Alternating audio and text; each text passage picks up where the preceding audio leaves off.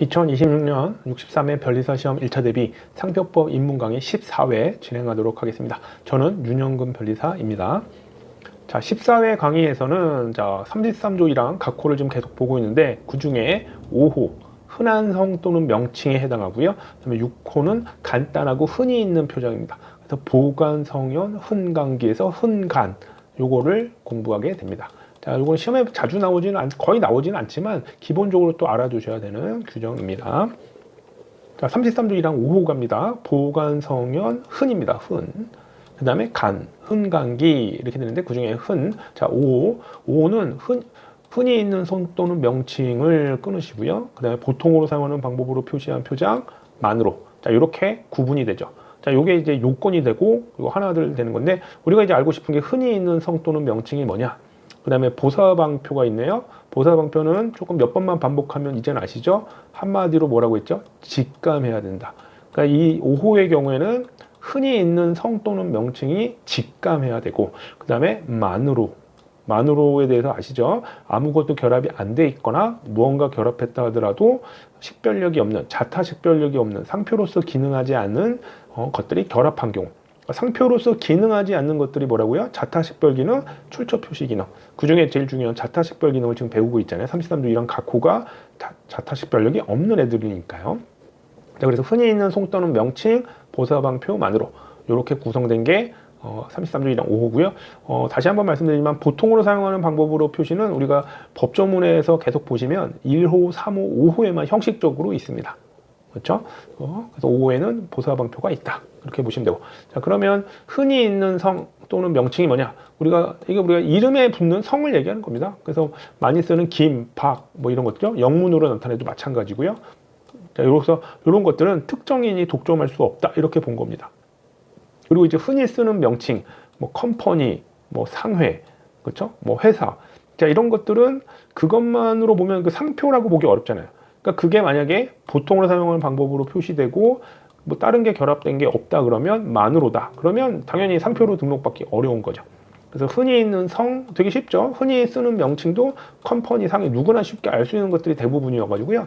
이거는 33조 1항 5호냐 아니냐 판단이 어렵지는 않습니다.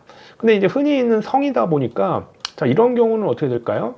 뭐 천씨, 방씨, 제갈. 자, 이런 성을 가지신 분들이 이게 흔하지 않다고 좀 보고 있어요. 뭐 이게 기준이 뭐냐 그러면 뭐 정확하진 않지만 우리가 이제 기본적으로 알 수 있는 것들 많이 누가 들어도 이건 많이 쓰는 성이다 이렇게. 하지만 이게 천씨나 방씨나 제갈 같은 경우 이런 것들도 뭐 어떻게 될지는 모릅니다. 하지만 이런 게 문제된 적은 거의 없고요. 대부분 흔히 있는 성은 보통 요거들입니다. 이런 분들. 그러니까 이것들이 다른 것과 특별하게 결합하지 않거나 그랬을 때 뭐 도화나라든지 직감이 보사방표에 따라서 직감이 되게 된 경우는 상표 등록이 어렵다. 즉 흔히 있는 성 또는 명칭은 자타식별력이 없다. 쉽게 알 수 있겠죠. 시험에 거의 나온 적은 없습니다. 하지만 뭐 쉽게 우리가 그 기본적으로 기본 개념으로 알고 있어야 되니까요.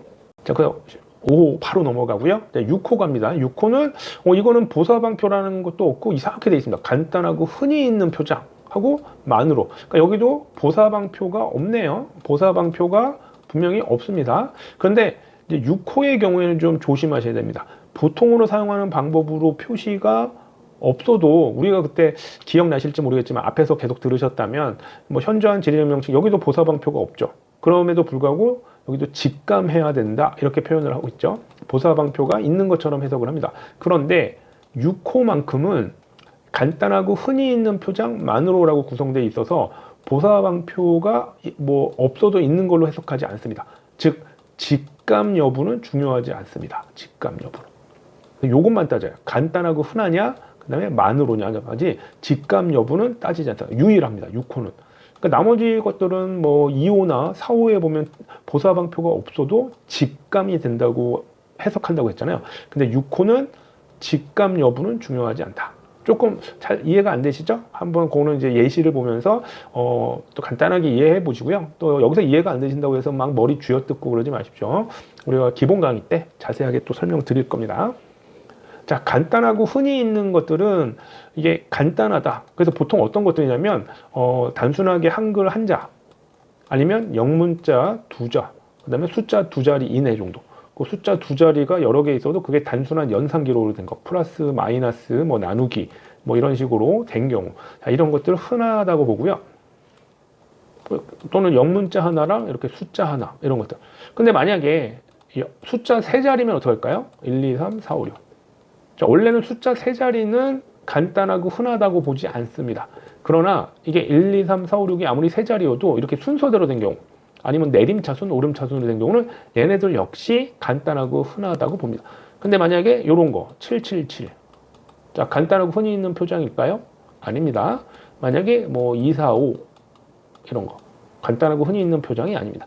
그래서 간단하고 흔히 있는 표장의 개념을 잘 보시면 단순해야 돼요. 그럼 간단해야 됩니다.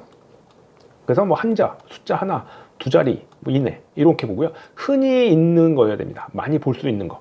그래서 그렇게 해석을 합니다. 간단하고 흔하냐. 그래서 숫자나 영문자 이런 애들이 식별력이 없냐 있냐는 쉽게 판단할 수 있죠. 그런 것들.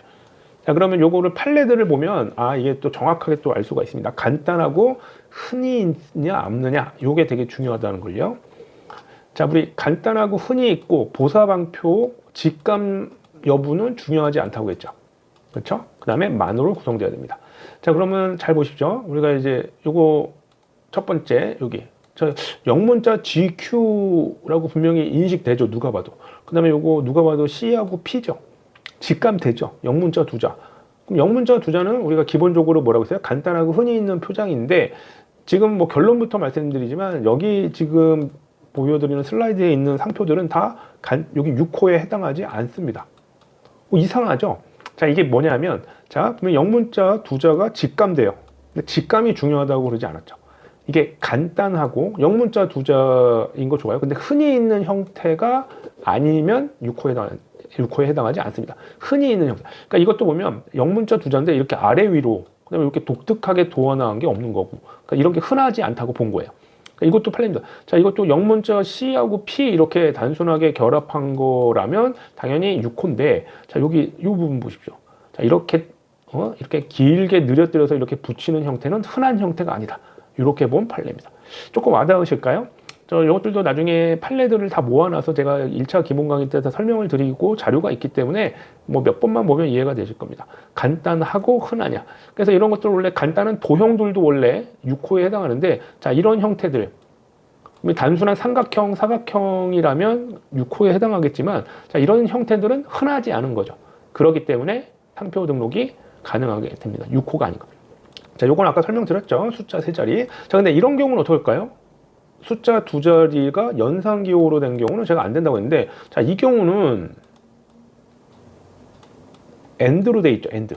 자, AND의 경우에는 웬만하면 다 식별력이 있다고 합니다. 왜냐하면 이게 영문자 두 자나 뭐 숫자 두 자리가 두 개가 결합한 걸 이어준다라고 보기 때문에 이게 간단하고 흔하다고 보지 않아요.